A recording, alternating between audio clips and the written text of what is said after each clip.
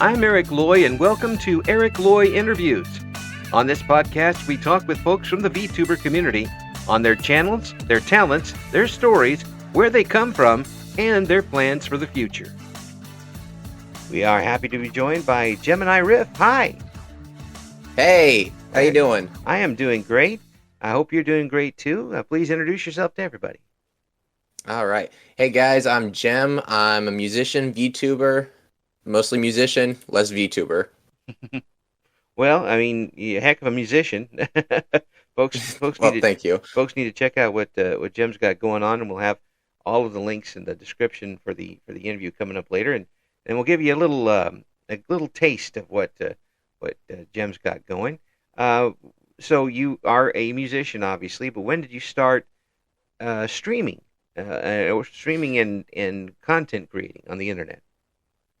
Well, content creating and streaming are kind of two different paths. I started content creating when I was in, I think junior year of high school, where I think that was the year I just started taking electronic music classes at my school. Yeah. And obviously I love music, so I just started, hey, let me just start posting this stuff online, see how it goes. Streaming, on the other hand, that started, it started last year, honestly, when I started doing it a lot more frequently. Right. So you were just And that was mostly because I like games. Yeah. Well, That's yeah. about it. I mean, did you kind of dip your toes in the water a little bit, or just try them out as a whim before that streaming? With streaming, I mean, yeah, but my computer couldn't handle it. I tried to play. This lives in my head constantly, and it's like one of those 3 a.m. memories that you don't want to remember. Yes, but plenty of those. It's like, I remember this specifically. I tried to boot it up on the Twitch Beta Studio. I tried to boot up Alien Isolation on this old crappy laptop that I had from school with a computer screen where it was like peeling off and all of this other stuff. It's so many problems with it. I couldn't even play the game. I'm just like, okay, let me just turn this off and let me just pull up Retro Football or something. It loaded up the letter A from the title screen, and then just kind of screamed at you. Pretty much.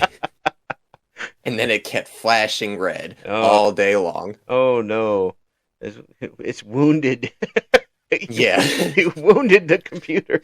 Yeah, that computer is dead. That computer is gone now. The life support has been pulled on that.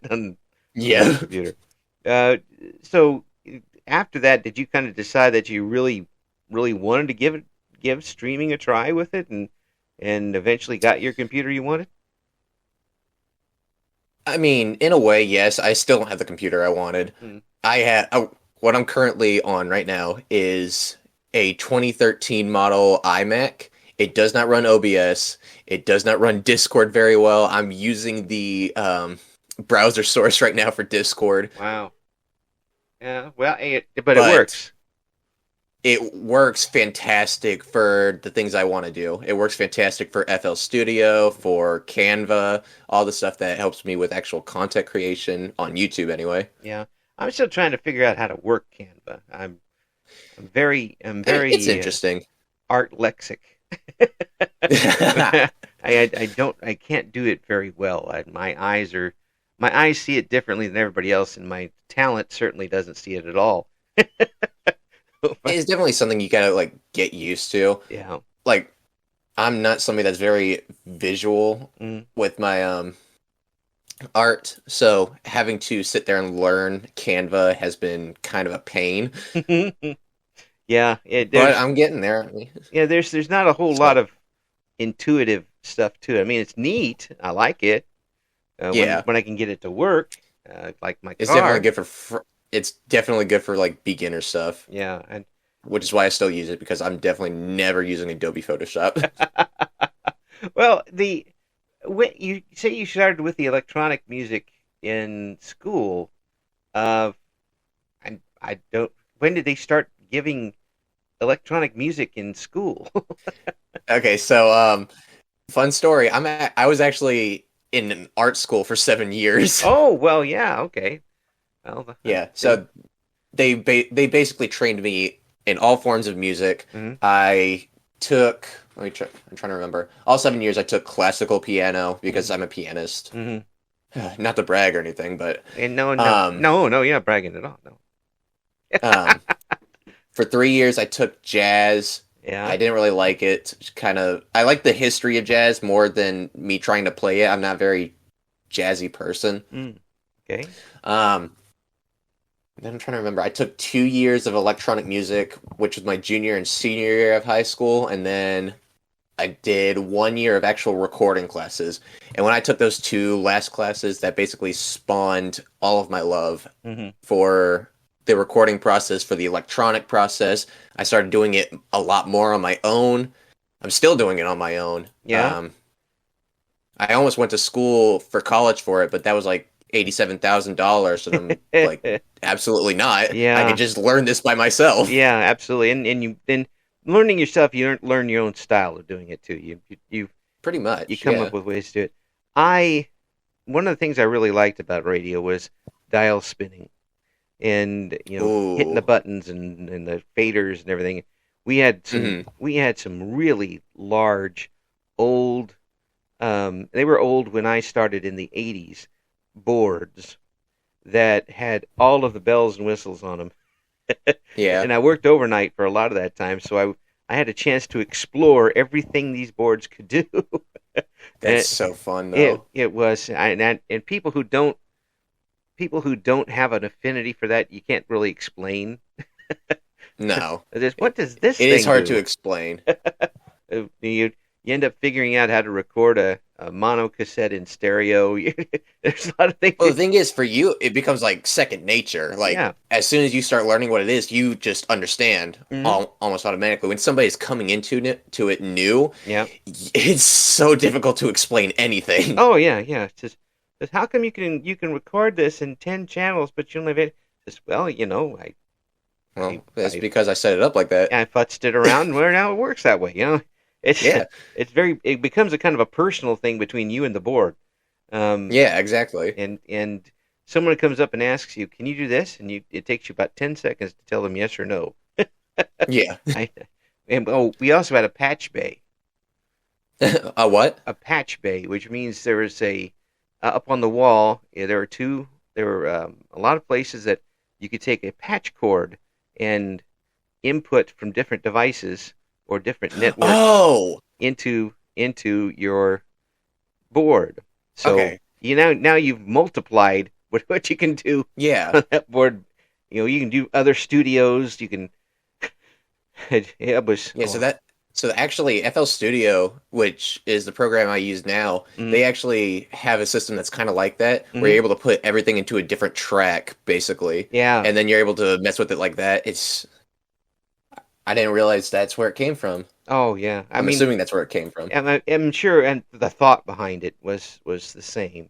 I Yeah. I can't um, say that I'm good enough with the board or recording to do like real music type things, but audio, just talking audio I can deal with. I've done that for years. Yeah.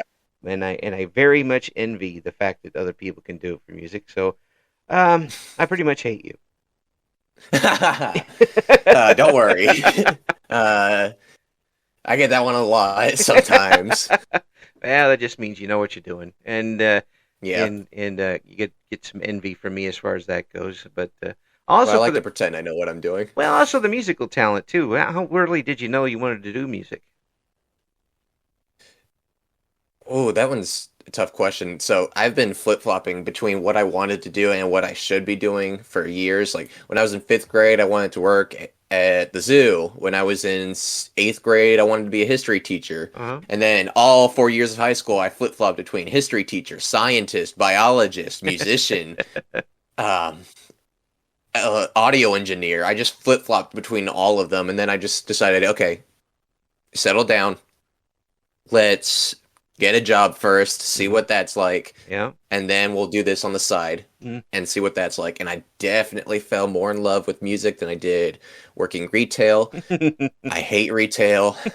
Retail sucks. So you're not a big fan. Definitely not. probably took you about 20 seconds to realize that.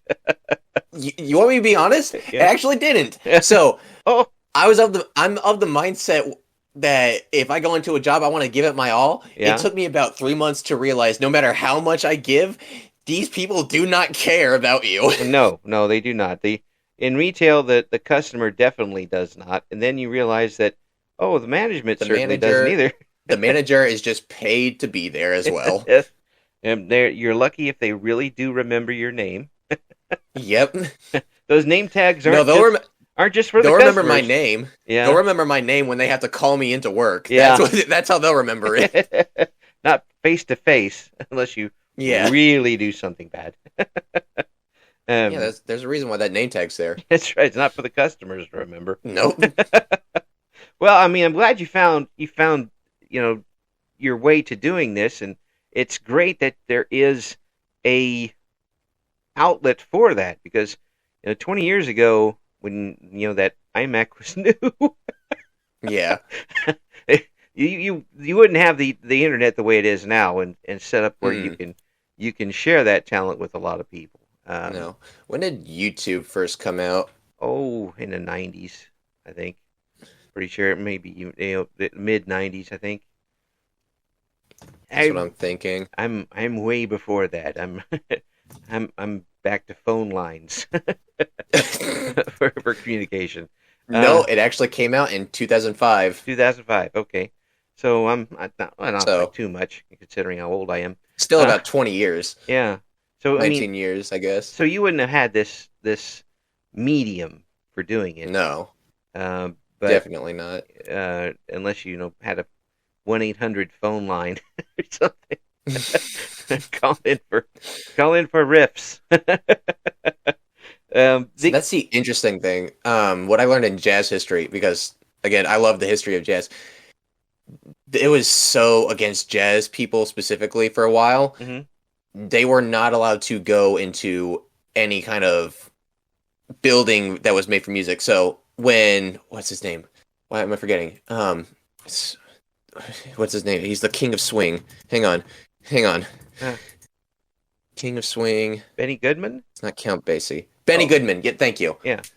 Benny Goodman. When Benny Goodman first played in Carnegie Hall, it set like a new Oh, precedent for all the jazz players. oh, I'm glad you brought that up because there's actually a recording of that I somewhere. know. And then they showed it again in they have a movie of Benny Goodman Uh-huh. where they showed like him basically expressing his love through the music at Carnegie. Mm-hmm. Mm-hmm. Yeah, It's such a good movie. yeah, and that helped get it accepted by the bourgeois. Community. Yeah. Yeah, but folks By who the upper class. folks who listened to it and enjoyed it know exactly how the musicianship and that goes into Hmm. it. The one of the things that I'm going to run out on a tangent here because of it, because as you've obviously heard it, they interviewed the drummer, one of the drummers for his band in that, and I guess there is Really? I guess there was a situation in there where in those jazz performances they always kind of eventually highlight each Oh, yeah, instrument, yeah. and they threw it to him, and he said that was the best performance he ever put on in his life. He said everybody just Yeah. stopped and watched him, and, and he Wh- and, My and favorite thing is watching a drummer do a solo. I'm sorry to go on another tangent, no, but go ahead. my favorite thing is to watch a drummer go on a solo because drummers have some kind of sixth sense or something Mhm. because they are able to when they go on a solo they are able to keep the rhythm while adding all of this extra filler and all this extra noise that's just Yeah. oh my gosh, drummers have more than just respect for me. Oh yeah, It is absolutely insane. they have like 9 senses, and Hmm. they they know In their fingers at this point. and they know exactly where everything is and how to reach it uh, Hmm. efficiently. Yeah. It looks like there's a lot of wasted motion, but there isn't. They're just hitting it because they need to Nope. come back to something else. Watching somebody like Gene Krupa, um, Gene Krupa. Why is that name familiar? oh, if you look him up, you see him drum, and he's just like, okay, well, I don't know why anybody even picked up a drum after that. Um, I watched him do a solo. I uh-huh. watched him do a solo one time. It was absolutely insane. This guy is the master of drums, I Oh, swear. oh, he just there was there's a film of him on the Jerry Lewis television show, Hmm. and Jerry Lewis fancied himself a little bit of a drummer, I guess, and they had a drum off, and they put they show him Krupa and his drum set, and the other side is Jerry Lewis and like 10,000 drums, and Hmm. Lewis gets up there and he does a nice above average little drum set. And then Krupa Yeah. starts in, and Lewis just kind of walks off the stage. Yeah.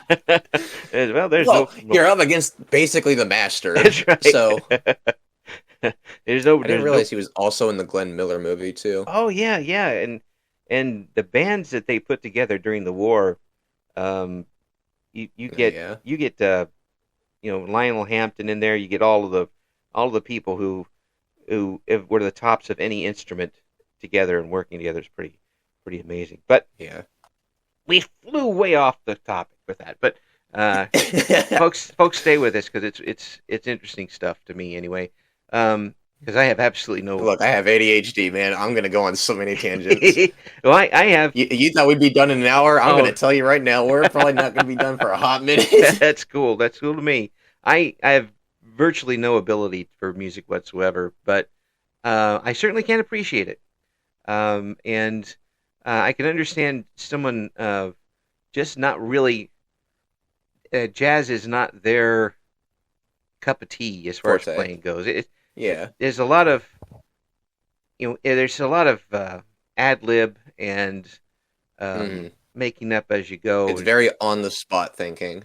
And you listen to a Oscar Peterson, who is one of my Hmm. favorites, and each time is different. He plays a song, and Hmm. and of course he barely touches the keys as he's playing, which is really odd. But Not to go on another tangent, but you just reminded me of something. What's his name? I think it's Thelonious uh huh Monk who did Giant Steps. uh huh. No, it wasn't. It was not Giant. It was not Thelonious Monk. It was Giant Steps. John Coltrane. Oh, there you go. Okay. John Coltrane. John Coltrane, first off, let's talk about the saxophonist himself. John Coltrane, Mm-hmm. absolutely amazing on the saxophone. Oh yes. My I love the song Giant Steps Mm-hmm. because John Coltrane does an amazing saxophone solo, and then it cuts to the pianist. And the story behind this is that the original pianist that was going to be playing on this track, that is usually on all of Coltrane's tracks, was sick at the time, so they had to find somebody different. Yeah. This pianist had to try and follow up on John Coltrane, and after like 5 attempts, the guy just gives up and just starts playing normal chords again. Well, he It's gave it a try. Yeah, he tried. And then he bowed and then just Yep, and went then on his just way. went back to Yeah, what he was good at, that's right. That's what right. he knew, Yeah, well, and I can completely relate. well, there's some folks who like this. Um, Live jazz, especially, is not very structured, and Mm-mm. it allows you to be creative and how you. Now, classical music, on the other hand, can be extremely structured. Um, It's structured to the point. It's a very structured thing. My take on classical music is that I try to add a little bit more expressionism mhm, and feeling into the song while also staying in the structure that was originally intended mhm, by the musician. yeah. But some people don't agree with me on that. Well, that's what makes the horse race. But the Yeah. also you can tell the difference in somebody who is this is a terrible word to use for artists or performers. Competent. um, yeah. Yeah. You played the But no, I notes right. understand what you mean. You played the notes right. Now play the song. Yeah.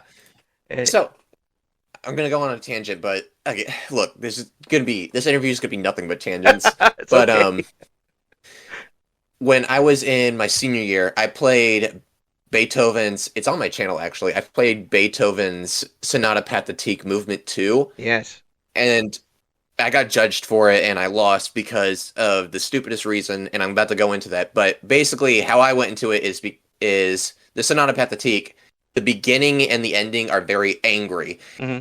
Beethoven basically wrote this to his boss as a major screw you, pretty much, Yeah. at the time. So I kind of wanted to go into that. The second movement of any sonata is very slow and very melodic. Hmm. It's kind of like the bridge in between the first and the third movement. Hmm. So it's just to relax you before it goes right into the third movement. I wanted to add that, but while also adding some of that anger that was originally intended. Yeah. So I played around with the emotions a lot. I played around with the dynamics. So I would go up and down very much. Hmm. I would hold back some of the notes in the right hand while the bass kept going for a little bit. Yeah. And when I got judged, the person that was judging me did not like that. He said, "That is not what he writ. That is not what he wrote it. That's not how he wrote it. So you lost." And I'm like, "That is the stupidest reasoning you could ever come up with." Yeah. And Especially the person that won. Oh my gosh, I'm so mad. yeah. I'm still mad about it. It's been 2 years, man. It sits there and festers in the back of your mind. Yeah. Yeah, I got a few of those in my closet way back. but It just never goes away. yeah, and again, when you talk about judging things like any art in particular, it's also subjective, and very tough to lay down an exact thing of what anybody wants to start with. So I absolutely hate judging art. Yeah. Either you like it or you don't. When you go into judging art, you kind of have to go in with a very open mind. Mm-hmm. Yeah, and that's what judges. Which is very hard when it's someone like me who grew up on classical music. So I'm going to look for all of those classical intentions that artists put into songs. Right, right, and you want to add a little spin of your own, Yeah. as you go, and because otherwise you're playing the same note again. You're playing the notes, but not the song. Exactly. That's you. I'm going to use the terrible 2-letter phrase AI.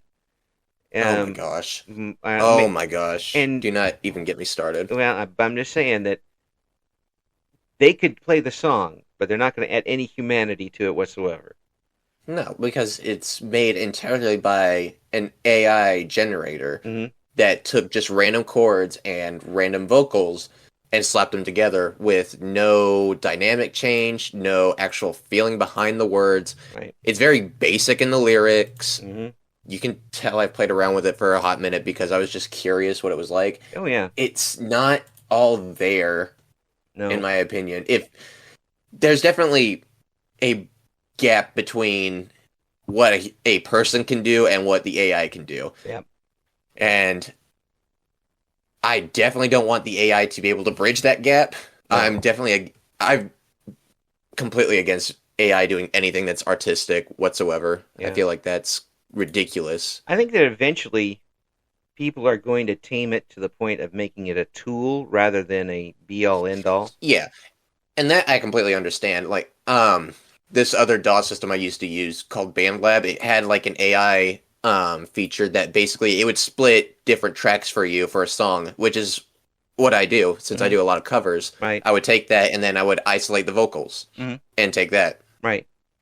And that's one thing. But that's a tool. Then they started adding a lot more of the just regular AI features, like creating songs completely based off of an AI. Yeah. And then I just stopped using them. Yeah. Now you're starting to get into creepy territory with that. Yeah. But exactly. Yeah. And again, once you start taking the human part out of it, that's what makes the music in the first place, as far as I'm concerned. Yeah. Yeah. Or in my case, since I'm such a snob with what I listen to classically, pretty much anything after 1910.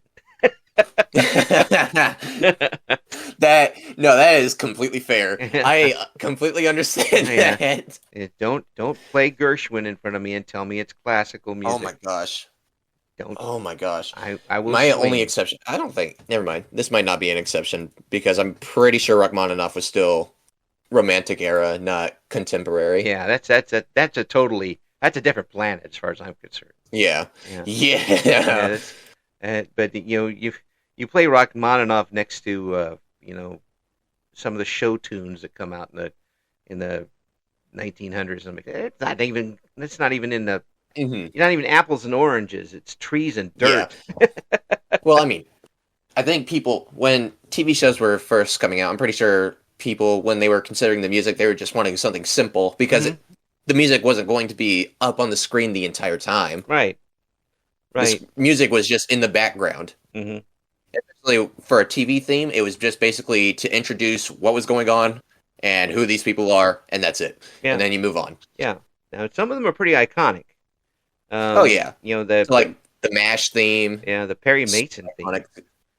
Hmm. I Perry love Mason, that. Simpsons, Yeah, obviously. yeah. Hawaii 5-0 for crying out loud. Hmm. I could listen to that I all don't know day. why, but the one of the themes that always pops in my mind is the Beverly Hillbillies. Oh yeah. Well, because I never watched that show yeah. except for maybe like one episode, and that song just lives in my head rent free. Oh yeah, it's just a perfect tune. That's all there is to it. Yeah. And I have to ask you, do you recognize, or can you recognize, or do you recognize when there is a song that is a perfect beginning, middle, end song? I mean, I try to. Yeah. I try to. I'm not gonna say I can just because I'm not entirely confident that if you put a song in front of me, I would be able to say everything that's perfect about it and everything that's wrong about it. Hmm. But I I guess. definitely try to, especially this song was actually introduced to me by a friend, but it's called Gonna Be Good by how do I pronounce his name? Hmm. Madeon, however, Okay. whatever. But Gonna Be Good. He has two different versions of it on his channel. The original version that is just the video itself, and then the live version at Brooklyn Mirage in New York. Hmm. The Brooklyn Mirage version, the live version is 1,000 times better than the original version. It has a lot more feeling to it. I think it's mostly because the lyrics themselves are not just live, but the passion that goes into the actual performance Hmm. does so much more than just the video. Oh yeah, yeah, and that's the great part about support your live musicians when you can, Hmm. because that's becoming Please do. lesser and lesser an option these days. Yeah, especially with the Spotify and Pandora and iTunes Yeah, movement going on. yeah, and if you can get out Like there and nobody needs to go outside and do anything anymore. that's right, that's right. Well, I want to give folks an example of what you're doing on Oh your no. channel and such. Oh no. So I've asked Jem to come up with one of the covers that he's done to put on, and what one of the covers that Jem has done to put on here, and you tell me what this cover is. So this song is very dear to me. I wrote it for a friend, and another friend of mine is featured on it. It is called Shelter by Hmm. Porter Robinson and I don't know how to pronounce your name, dude. Madion, however you pronounce it. Right. It's it's a legal. Is it a League of Legends song? No, it's not. Is it? Hang on. It might be a League of Legends song, which is sad. Shelter, Porter Robinson. Here we Well, go. well, from the darkest rocks. No, never mind. It's not. It's a short film. It was for a short film. Never mind. I was completely off base with now, that one. now you like it Oh, that's again. everything goes on. That's everything goes on for Porter Robinson. That Yeah. song is also good. Anyway, tangent. Sorry. No problem. So we're gonna. I wrote this song for my friend Yeah. for his birthday, and I tried to change it completely. I tried to change it completely from how it was originally. Mm-hmm. So I try to go with a more laid back kind of feeling, more emotional. You'll definitely hear it when it starts. The violin starts up immediately. I try to also incorporate all of the electronic music aspects of the original song because this friend that I wrote it for introduced me to pretty much all of that. Mm. Well, So, we're gonna play it right now on Eric Loy interviews. This is Shelter, and we'll be back and talk about it a little bit more in just a second.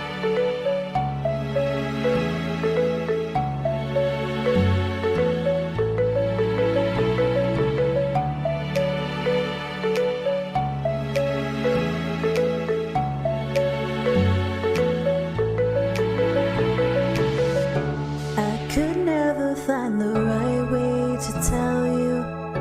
Have you noticed I've been gone? 'Cause I left behind the home that you made me, but I will carry it along. And it's a long way forward, so trust in me. I'll give them shelter like you've done for me. And I know I'm not alone.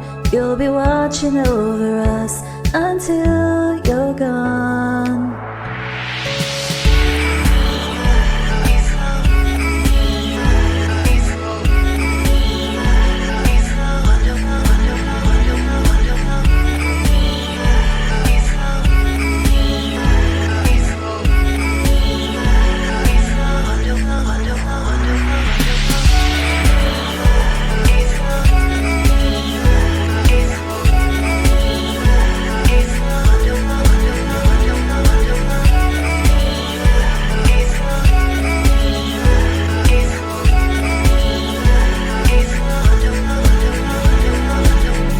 When I'm older, I'll be silent beside you. I know words won't be enough, and they won't need to know the names or our faces. They will carry on for us, and it's a long way forward, so trust in me. I'll give them shelter like you've done for me. And I know I'm not alone. You'll be watching over us until you're gone.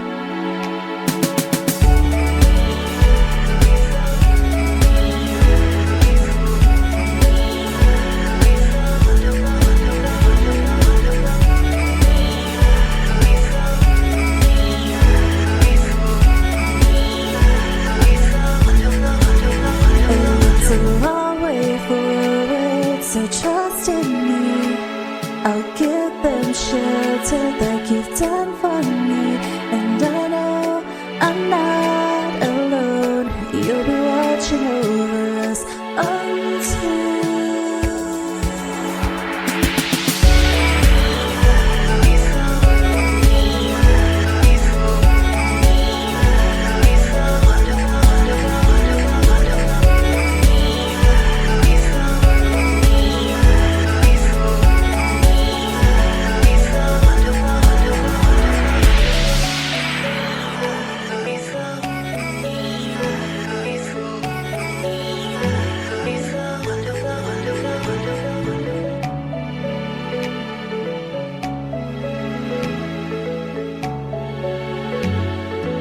And there you have it, Shelter.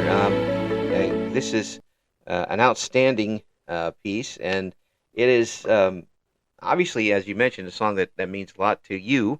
And once you got something like that recorded, are you finished with it? Is the artiste in you happy with it? No, never. It never is. Like even now, I hear things that I want to change about it, especially towards the end. It's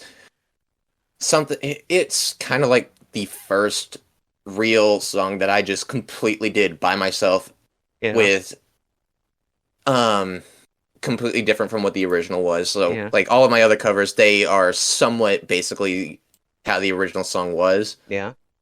This one completely different. Nothing about it is the same except for the original lyrics, and even then they're dropped down three, not three keys, but three. I don't know. I forget the word. Not my octaves. Brain's everywhere today. You can't, not 3 octaves, I hope. No, not 3 octaves. Definitely not 3 octaves. Maybe you'd be breaking people's speakers with that. Semitones. Okay. 3 semitones. Okay. There we go. Yeah. So it was originally. Did I count this right? Hang on. Yeah, I did count it right. Okay. Yeah, so it was originally in C major. I dropped it down to A major. you can hear it's very string. It's very string based and very. I forget the other instruments I use. I think it was a glockenspiel. Oh, yeah, it was glockenspiel, string, and guitar at the beginning, and then once it further progresses, it starts going into more synth. Yeah. I tried to be completely different from how the original was, except for this one section with the Porter vocals right around, I believe, 1 minute mark. Yeah. 1 minute mark. It's what I would do differently in this song now. Yeah. Is towards the chorus itself, I would change how the chords are progressed. Because throughout the song, the chords are all the same. Yeah. The chords are all the same, except for the melody line. Yeah. And it bothers me a little bit, but for something that I did for the first time without having any kind of real reference, it means a lot to me. Yeah. It's a very big part of my channel and a big part of me. Yeah. Well, you can tell when a musician or an artist or anything is enjoys what they're doing so much, and it's been obvious from talking to you how much you enjoy this, and the chance to express yourself and then show it to other people and have them enjoy it too is a bit of a rush that can't be equaled. No, you can't really find that type of thing, and when it's organic, it's even better. Somebody finds like, oh my! So I really hope that we'll have all the links in the description for the interview here. Folks, take advantage of them and find out what Jem's up to, and organically find out for yourself how talented this person really is. I know I've enjoyed talking with you all the way through here, and we could go for a long while. I'm absolutely positive of that. Could. And hopefully you'll come back very soon, and we could talk more about what you got going on and more music. I would absolutely love to. And it's been an absolute pleasure talking with you.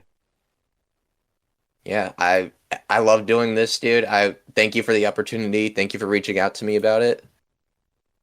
Like, not to get too emotional, but when I started, I never thought somebody would want to interview me, the guy that basically just started, doesn't know anything about VTubing or content creation, and then somebody comes out and reaches out to me saying, hey, I want to interview you. Do you want to get interviewed? And I'm like, wow. Really? Well, it tells you something about what you're doing, and we want to hear more of it. And and that's the great thing about this medium, is that we get to hear the talents that so many years ago we wouldn't have gotten a chance to. And the fact that you get to blossom a little bit on this and we get to take in what you got is a wonderful thing. So let's promote the bejesus out of it. Ignore the video that's on right now. Ignore the video that's up on my channel right now. Yeah. That's entirely satire. It's entirely satire. I have nothing against Michael Bublé whatsoever. He's a great person. Yeah. Anybody who takes the bad lip reading thing as well as he did has got to be pretty good. He seems like a champ to me. But you do as well. Thank you so much for coming on, and we will get you on again very, very soon. Okay? I can't wait. Thank you for listening to Eric Loy Interviews. Join us again next time when we talk to another member of the always interesting VTuber community.